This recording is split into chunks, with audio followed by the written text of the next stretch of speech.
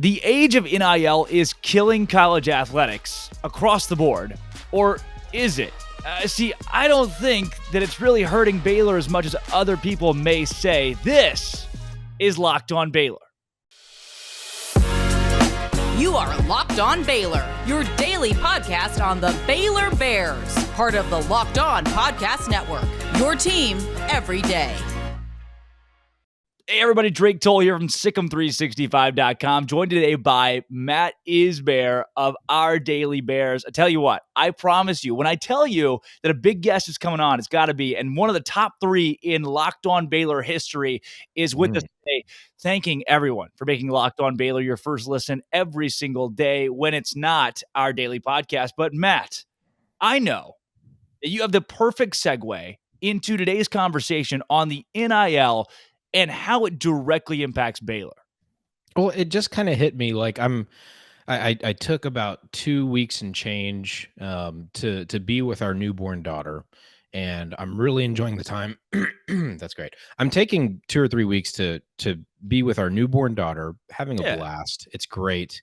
You know, it's a lot of work. There's a lot of bottles to wash and give and diapers to change and the whole thing. But there's also these magical moments, right? Where she's laying on my chest and, you know, she's snoring peacefully. She might stir awake and look me in my eyes and do that, you know, that cute baby reflex smile just as she grunts and poops her pants right on my chest. And that's kind of how I feel that's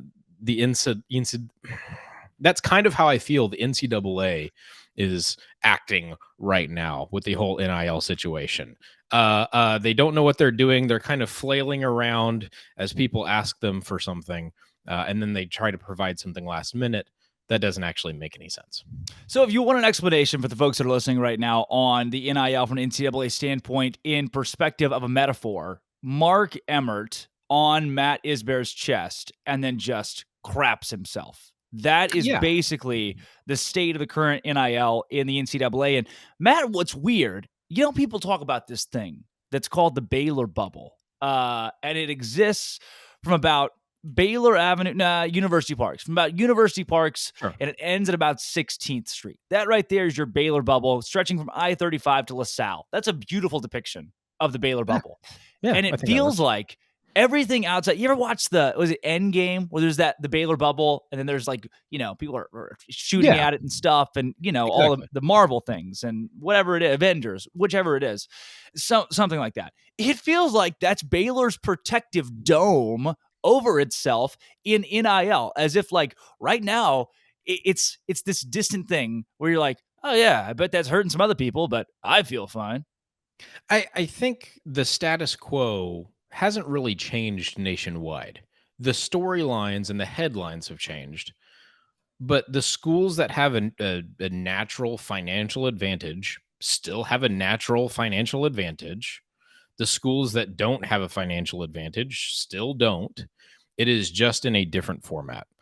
I also think that Baylor, judging by the people who are running the main programs that are impacted by NIL right now, right? Dave Aranda, Scott Drew, Nikki Collin, I'm not sure that they're actually going out and trying to compete with the top of the top 4 stars and the top of the top 5 stars in all aspects, right? The kid that's coming out of high school that is expecting a 6 or 7 figure NIL deal probably isn't coming to Baylor in the first place. And I think Scott Drew and Dave Aranda and Nikki Collin know that. Not to say that Baylor can't actually provide NIL opportunities. We just may not be interested in providing, I'm going to say, for lack of a better term, a prima donna NIL deal to some of these top players, right? Not to say they aren't talented, not to say that they don't deserve it. They do. You are what you're worth. You know, you are worth what you are paid. But I'm not sure it impacts Baylor for a number of different reasons. The Baylor bubble being one, just because Baylor being a private school, not going to be attractive to a lot of the top recruits, but also just because I don't know that those are the kids that these sports are going after to begin with.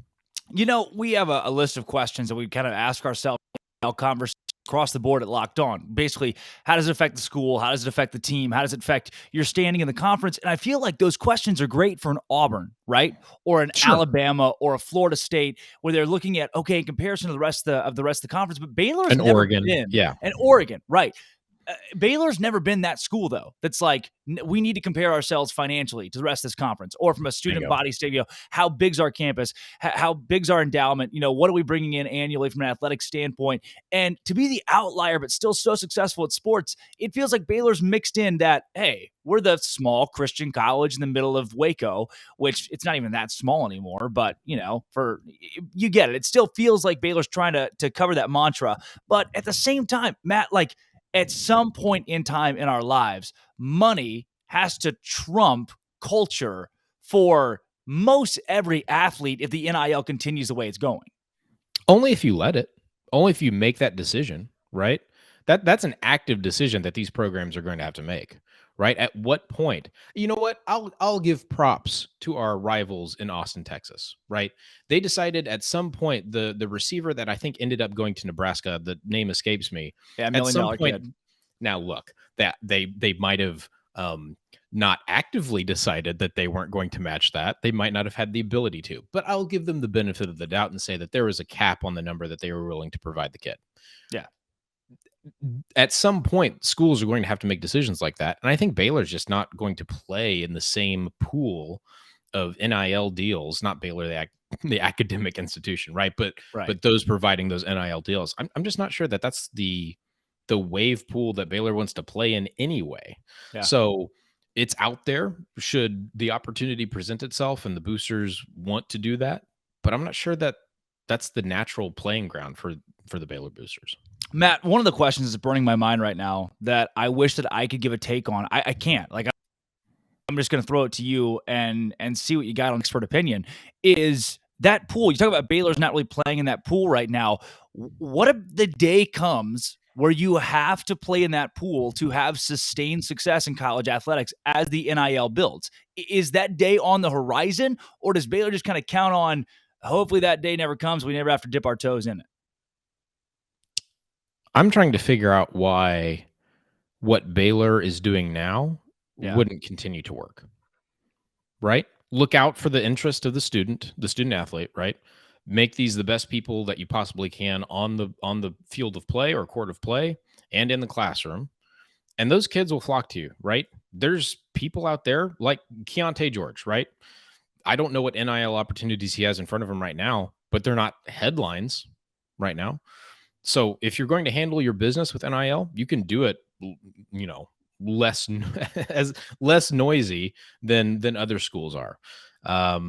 I just don't know that has to be a decision Baylor has to make at this point, right? And again, the NCAA likely isn't going to look the same in 3 to 5 years. So why shell out a whole bunch of money right now before we know exactly what it's going to look like? If the NCAA can just drop brand new guidelines on a Monday, who's to say what happens 3 months from now or a year from now? Yeah. Now, Matt, before we get into really the meat of the show in talking about Baylor's preseason ranking next year in football, I do want to close that chapter of our entire chapter of Baylor NIL that we've hit in the last 7.5 minutes on, in general, to me, it feels like the culture of Dave Aranda is, I think it goes right along with what you're saying. He's never going to have a kid sit in his office, DJ Lagway, and say, DJ, I promise you $1 million if you come to Baylor. And there are schools that are doing that to DJ Lagway right now. Do I know it for a fact? No, but I can only imagine Jimbo Fisher and Steve Sarkisian are pitching that kind of, hey, that's in the recruiting pitch. And I don't think it's in Dave Aranda's. And I am wholly okay with that right now, because even if it means you go 8-4 perennially, I would rather be the team that's going 8-4 and not paying their players $1 million. But that's the thing. Other schools have been known, a particular Burnt Orange school is known for individual hyped players. Yeah. What good has that done you, right?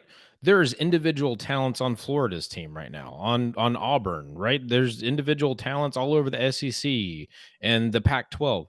What does that get you, though? If the entire team, that's why football whether or not it's my favorite sport or not, you have to say that it is the ultimate team sport. 22 players, they all have to be doing the same thing. They all have to have the same emotional investment into what you're doing. It is not just about one player and his skill. It is about what the other 10 players are doing at the same time. So if you want to invest all of your money and push all of your chips into the center of the table for one player, go for it. That's fine. It's not the way I would personally build my program. I don't think it's how Dave Aranda is going to build his program either.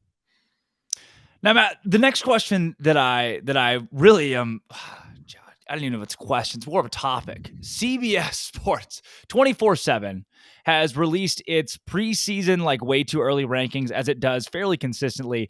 And in their latest drop, 24/7 has labeled Baylor University as the number 5 school in the nation in college football going into next year's season. And I, like, at first I was like, damn straight. Yeah, that is us. Ugh. And now I'm like, no, this is the worst. I hate this. Baylor's never top 5 preseason. They're not going to be in the AP poll. What is going on at 24/7 Sports? I'm trying to come up with a reason to disagree with this. Right. That's the worst part. I don't know, outside of the massive powerhouses in the SEC who are basically playing a different sport when it comes to, like we said, recruiting and development and investment into the program. Is there a school that feels more solid than Baylor right now? Right.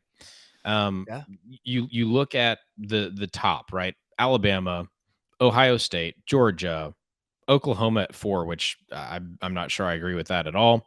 And let me pause real quick. I'm looking at the correct list, right? May 8th. Yeah. That should do it. Okay. And Oklahoma at 4, which I don't agree with at all.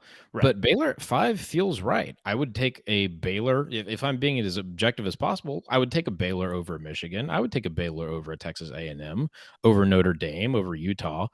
I just don't see why Baylor would be lower than that. Great offensive line projections, great defensive line projections, awesome coordinators, steady head coach. Why couldn't this be the 5th best team in the nation? Yeah, and maybe that is right. I'm struggling to try to disagree with Baylor being in the top 5. And I think you have to go back to the idea that, obviously I don't think Texas is going to even outrank Baylor in the AP poll, but those kind of schools, the ones that these people point to, these national pundits point to and say they're better than a Baylor or better than, in some years your Iowa States that sneak in there. And right now at 5, it's someone tweeted this out. They're like, this is the worst thing in the world because I want Baylor to have that underdog mentality going into next season. And this kind of hype for a university that lost its star players. Think about this. 6 guys in the NFL draft, 11 guys total gone to the NFL. And I was thinking about it yesterday, right? Like if I was going to put, podcasting world. Let's break the fourth wall here for everybody at home. In the podcasting world, there's something called SEO. You probably know what it is. You go to YouTube and you're trying to find those buzzwords that are going to make people click on your podcast, on your link, whatever. And I was thinking, who are the SEO players back for Baylor next season, right? Because last year you had Terrell Bernard, Abram Smith, Treston Ebner, like Gary Bohannon, who, obviously. And then your Jalen Petries. I don't even know if that's a Jalen Petrie. So now those guys are gone. You've lost your SEO players, as I want to call them. How can you be a top 5 team when really the heart of your program is pretty much gone? But Drake, those weren't SEO players before last season.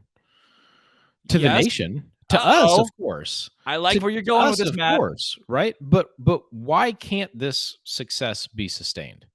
What would come? What usually disrupts a program who reaches, a top 10 status, right? It's, they had a generational quarterback. Everything else stayed the same, but the quarterback stayed the same. Or they had a flash in the pan offensive coordinator, right? That's usually kind of what happens when you see a spike in rankings for a particular smaller school.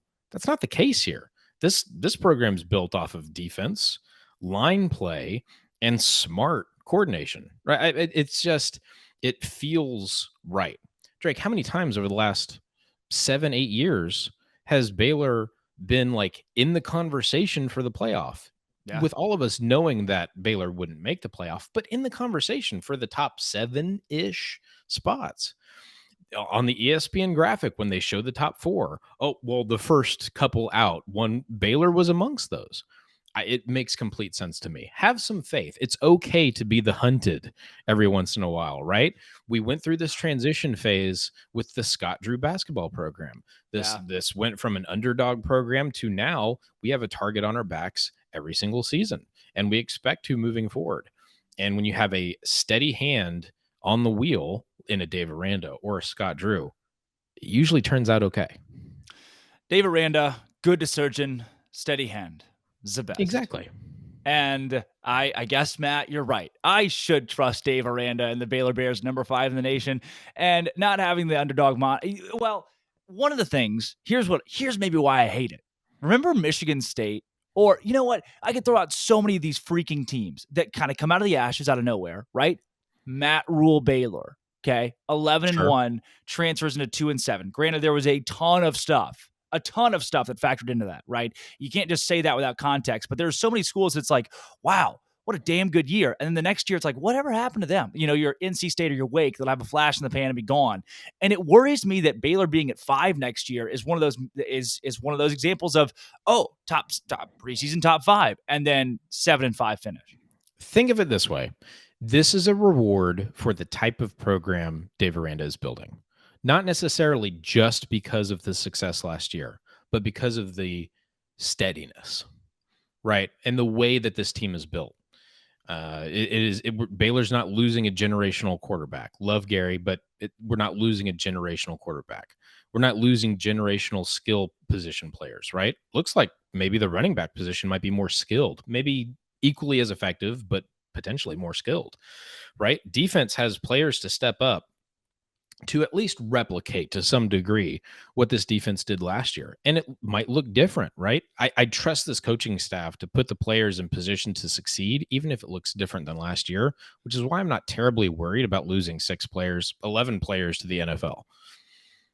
Matt, I'll say this to kind of put the nail on that topic in itself is that when I look up and down these 24/7 rankings that came out, one thing that I do see is Michigan State in their preseason rankings being put at that 16 spot. Granted, they beat Michigan last year, who beat Ohio State. The transitive property doesn't work in football, but that still takes you at least somewhere, right?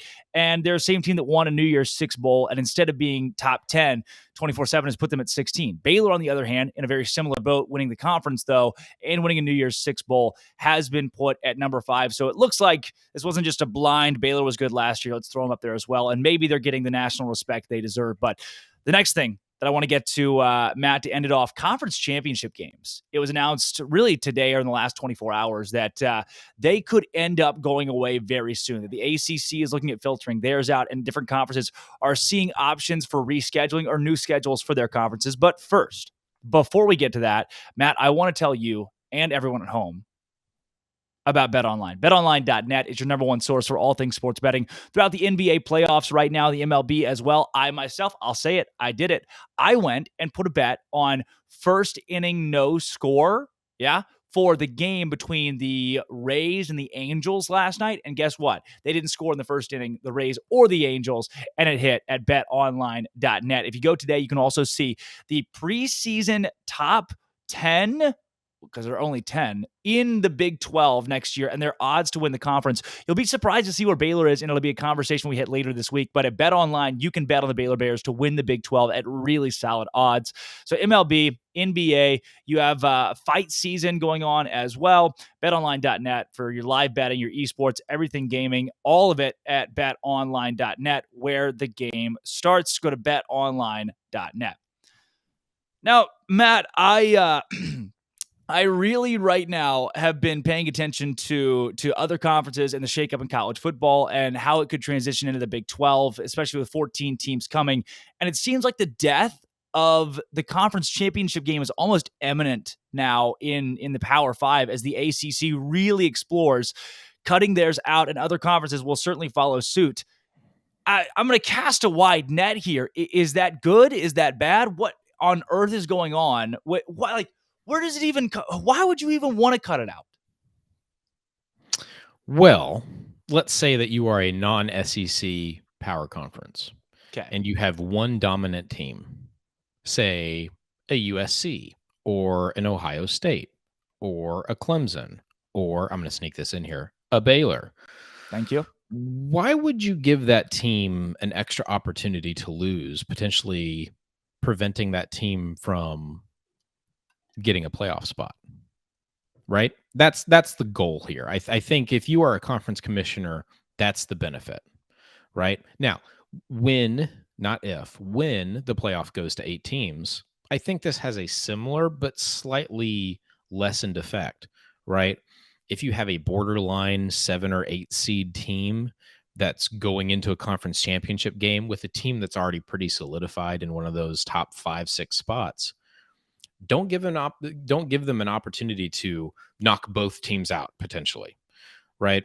I from a personal perspective, I like the conference championship game. Obviously, we're all everybody in the Baylor fandom feeling pretty good about conference championship games recently. Yes. But I would be okay putting more of an emphasis on your body of work during the regular season, and really proving out who the champion is that way. Now, didn't work out great for us in 2015. I understand that. However, I think it's going to work out okay moving forward. I agree. It's going to emphasize the full body work. It's going to put even more emphasis too on the regular season, which I've always hated the idea that like, oh, an expanded playoff's going to ruin the regular season. What I think ruins the regular season is teams that have 2 losses, right? If you go, let's say you're okay, for wild example, let's go Oregon, right? This is just a wild example. Oregon's usually somewhere around the top 10 or playoff conversation with the Pac-12 if anybody is. And you play in your first 5 games, you play USC on an up year, and you play, we'll say, Ohio State, right? And you're 3-2. You're automatically out of the playoff. I just don't think don't lose 2 games. Yes, but then the rest of the regular season just doesn't matter. I think it doesn't dilute the regular season necessarily. Have a better scheduling system in your conference. Yeah. I mean, a lot of it boils down to you just have to think of these things in the offseason if you're a conference, right? If you're a conference commissioner, if you're a scheduling department, you have to take these things into consideration, right? It's not an accident the SEC schedules the way they do sometimes, right? Yeah. So I think if your goal as a conference is to get a team into the playoff with the current 4-team structure, this is a safer way to play that, right? If you know you're going to have at least one dominant team, protect that team a little bit, right? It feels gross. I don't like it, right? I'd rather just have 64 football teams playing in a bracket, and whoever wins the merit, exactly, just the meritocracy, right? Right. If you're the best, then you'll win the games. That's the way I would prefer to do it. I understand why a conference would remove their championship game, even though it's less fun. It's much less fun for me and the average college football viewer that enjoys conference championship weekend because it brings such great games a la Baylor and Oklahoma State last year. And I think to that point too, granted, if I'm on the Oklahoma State side of this conversation, if I am locked on Oklahoma State Cowboys, I'm probably saying damn straight, take it away. Absolutely. Because Oklahoma State's Big 12 champions last year, and they get to hang that in their field house. But instead, Baylor now has that put up on the Simpson Hires, whatever you want to call it. It has like 7 names now. And it's time for some perspective. I'm sorry, but it's time for some perspective. Baylor was less than a yard away from being on that side of the conversation. And we have to think about it that way sometimes. Sometimes games are won by less than a yard. And in the case of this conference championship game, right, that nobody was discounting the season Oklahoma State had. Baylor fans know how good they were. The Big 12 knows how good they were. But nationally, it's a little different. It sucks. I don't like it, but I understand it. Yeah. Well, with this being filtered out too, you look at the Big 12 schedule and what that's going to look like, because I'm trying to think in terms of a 10-team league, and that's just not what it's going to be, because the Big 12 may see as many as 14 teams across the board, and then 12, obviously, when the 4 new teams move in and the other 2 will move out. And at that point, with 12 teams, your scheduling is going to be so key. And even in that, Does the death of a conference championship game mean the death of divisions and that scheduling is then just cut put out on me together? Let's try it again. Good now? Can't hear you. Yeah, There we go. Now I can hear All you. right. Does the death of a conference championship game mean the death of divisions and mean the life of these conferences becoming ever more meticulous in how they schedule out their seasons? Bring me the pods. Bring me the pods. Yeah, it probably lessens the impact of a division structure, which I'm okay with, right? Keep your rivals, but then go play the rest of the teams in the conference. If your conference is too big where you can't play everybody in one season, rotate it. I don't know, like a pod structure, something like that. I'm very pro pod if you haven't figured that out. Push and pod. How about that for timely news? Yes. So yeah, I think divisions probably go away in most scenarios, but it is what it is, right? Like I said, hey, it goes all the way back to the NIL conversation we had. This sport is going to change in a lot of ways that people don't like in the next 4 or 5 years.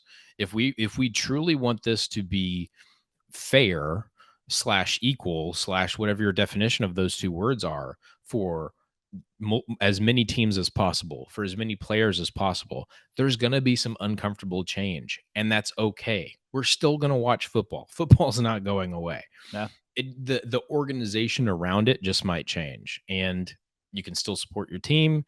You can still take joy in the success your team has. However you scale that, whether it be on a week-to-week basis or on a season basis, it's still going to be fun. Matt, last question on the topic of these. Let's get pod. Let's go pod here. Let's go pods. Let's go pods. Even if there's not pods, whatever happens in this, if the conference championship game goes away, pods or no pods, divisions, no divisions, does this inherently hurt a Baylor more than it hurts at Oklahoma State? Does it help a Baylor more than it helps an Iowa State or a Texas? Or does it hurt more than it does in Oklahoma? Does it put Baylor at an advantage or disadvantage over anybody in any way? Or are you all just kind of fending in the same boat? I think everybody's still, for the most part, right? You might have some scheduling quirks with some conferences, right? And we'd have to see exactly how they play out. But knowing what we know now, I don't think it changes much, right? You schedule the best schedule that you possibly can, and you beat those teams, and the rest takes care of itself. That's how the system should work. And if it works that way, I'm fine with it. I love it. Matt, if the people out there, I'd be so surprised if they haven't. If the people out there have not heard of your stuff, or haven't found your stuff somehow, A, they're under a rock, but B, they need to know where to go. Where do they go? Hey, it's a very specific life choice. This is what I tell everybody. Hey, but disclaimer, very specific life choice. If you want to follow me, it's Matt isbear on Twitter.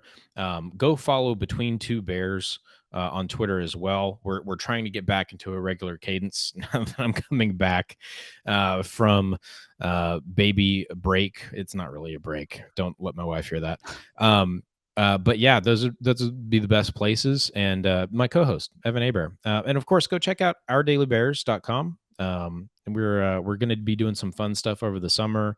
Maybe some, hey, if you're kind of new to football, learn more about football in this very football for dummies kind of way. Respectfully. I love it. Matt, for you, for everybody, you beat that bad boy. You beat that bad boy? Hey. Beat that bad boy. I had to throw that back out there before we left today for a little callback, from earlier. And tell everyone also that tomorrow's show is covering with John Garcia Jr., the director of recruiting at Sports Illustrated, the difference in the Big 12 and the SEC. What sets those two conferences apart? And is that gap closing or widening? But I want to thank you for making Locked On Baylor your first listen. Make your second listen Locked On Big 12. Josh Neighbors, in a half hour less, gives you all you need to know about the Big 12. Concise, entertaining, Locked On Big 12, wherever you get your podcast. Matt, thanks so much for coming on. Let's do it again soon. Hey, sick 'em, Drake. Sick 'em, and thank you all for making Locked On Baylor your first listen. And this has been Locked On Baylor.